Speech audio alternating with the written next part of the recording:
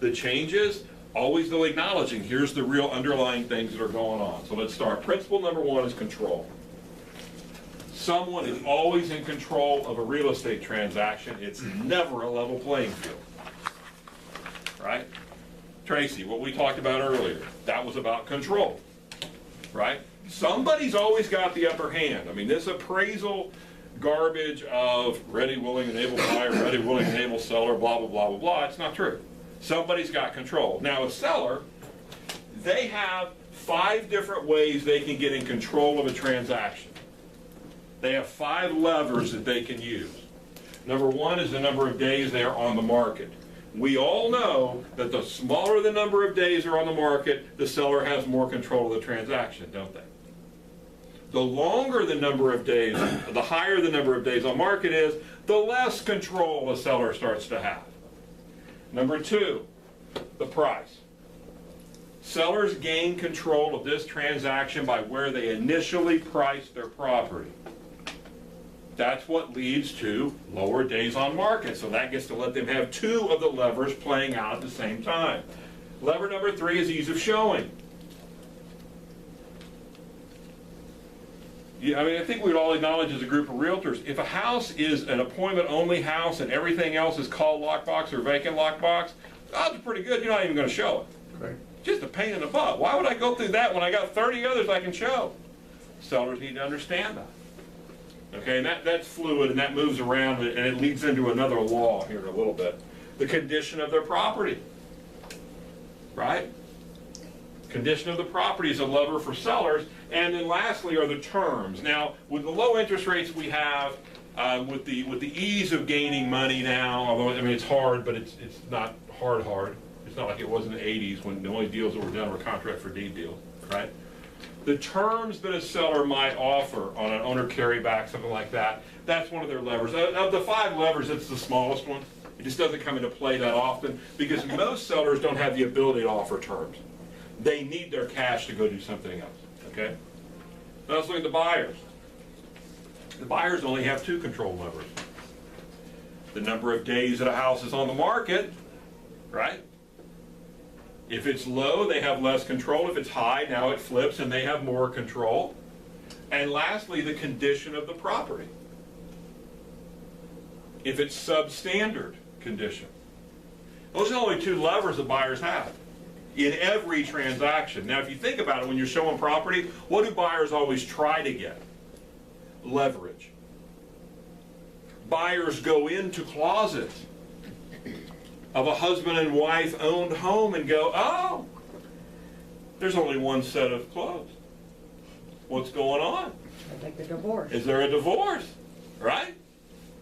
Or buyers might, and definitely when it comes into vacant houses, and that kicks into condition, right?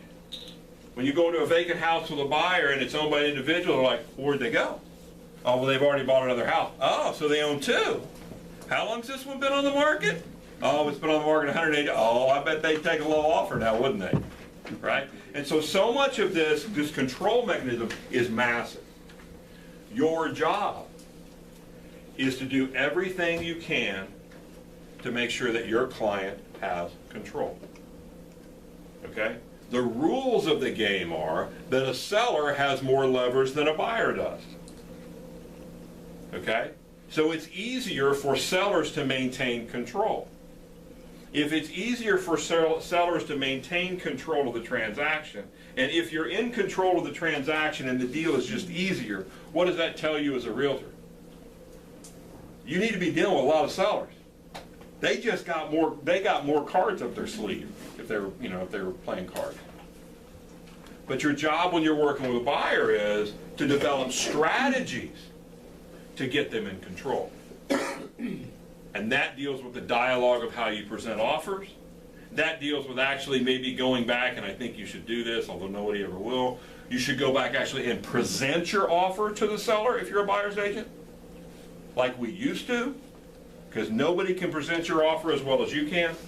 Knowing full well that all you're going to do is you're going to say why they offered what they offered. Maybe you get to introduce your own CMA you ran.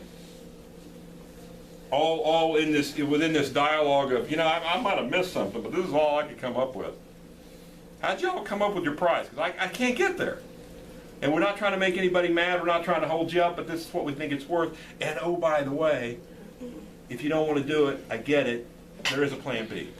So just wanted y'all to know that before you made a counter to us, right? Another strategy in working with buyers to try to gain them control, the more you offer in your initial offer, the cheaper you'll get a house block. The offer that you want your buyer, Tracy's like, what? Okay. If I'm at, the cheaper, the lower you start out, right, the more problems you're going to create for yourself. You're going to tick the seller off in some cases, right? And it's going to be now about the emotional side of this thing, which we'll get to in just a second. So the initial offer that we want to make is one that is less than the seller wanted to take, but it's enough they're afraid not to. And paint that in the scenario of, if you don't do this, we're going to plan B, and you tell the agent that, look, I'm not trying to hold you up. I know I'm coming in a little low, but here's the deal. And you give them an address. You say, here's what we're offering. We're going over here if they don't do it. I'm not trying to make anybody mad. This is their first choice. Undoubtedly, it works almost every time. Okay, now here's the game you have to play with the buyer. The buyer has to be willing to walk. Because if they're not, and like they counter and then you counter, well, now that whole dialogue I had is just over. But it will help you get deals done at a better price for your buyer. I mean, that's something that I'm going to lay out the concept, and there's a lot of dialogue in there to it, presenting offers and things like that. Principle number 2 is emotions. Buyers and sellers start out from two completely different aspects. Buyers start out very pragmatically, and they become emotional at the end. Sellers start out very emotional, and they become very pragmatic. Okay?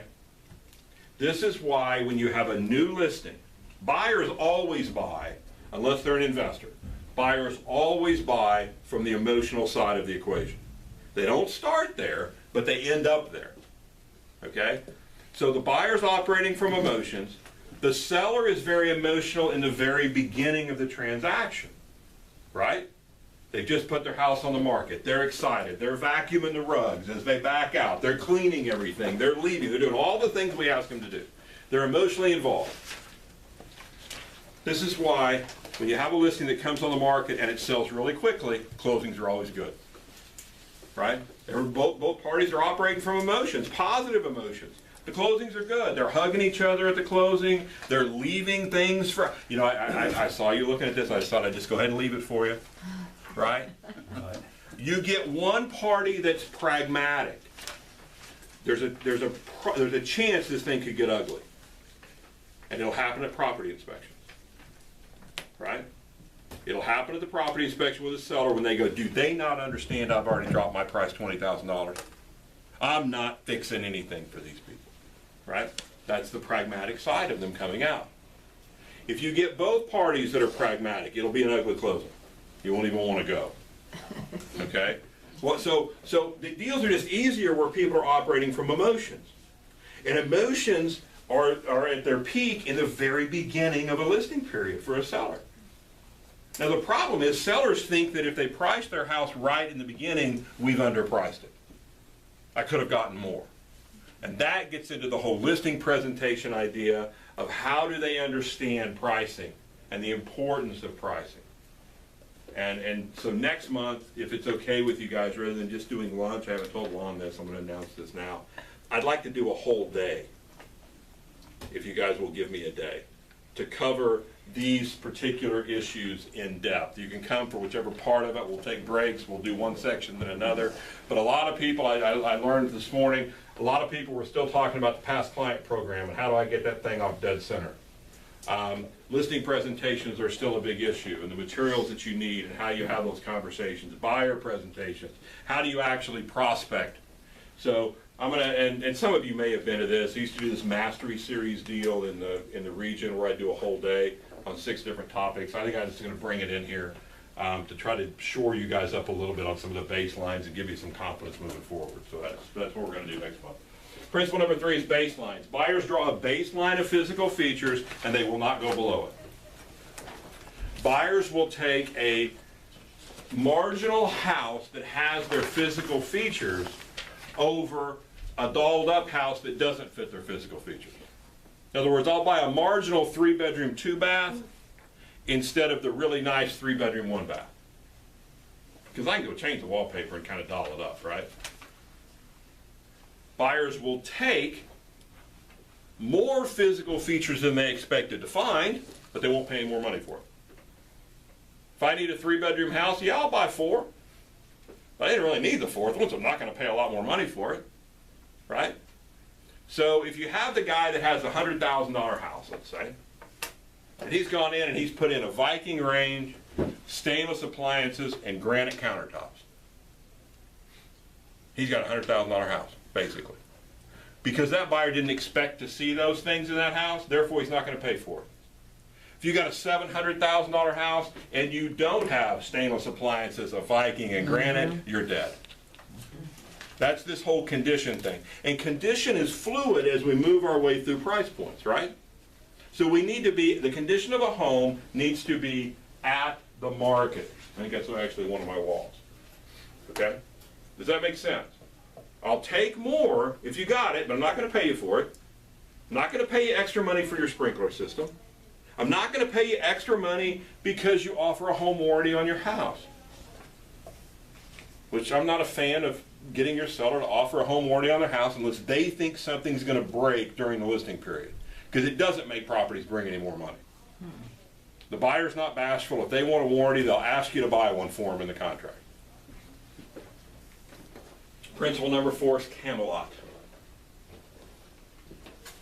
Buyers won't buy till they have to. Why would I settle for a house today when Camelot may come on the market tomorrow? This is when the buyer is in the very beginning of the process. They're in the pragmatic part of the process, right? You take them out and you show them a series of properties their very first time, but they're not in a hurry.